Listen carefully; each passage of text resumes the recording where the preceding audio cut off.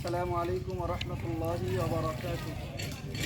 সুপ্রিয় দেশবাসী, আপনারা সকলেই অবগত আছেন, অল ইন্ডিয়া সুন্নাতুল জামাত পরিচালিত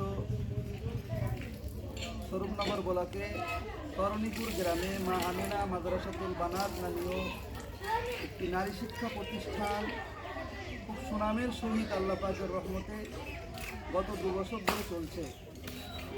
তো সেই মাদ্রাসার বাৎসরিক ইসালে সওয়াব আগামী 16-17 মাঘ, ইংরাজি 30 ও 31শে জানুয়ারি তথা আগামী বৃহস্পতিবার ও শুক্রবার এই 2 দিন ঐতিহাসিক ইসালে সওয়াব মাহফিলে দেশবাসীকে আমি আমন্ত্রণ জানাচ্ছি মাদ্রাসার পক্ষ থেকে।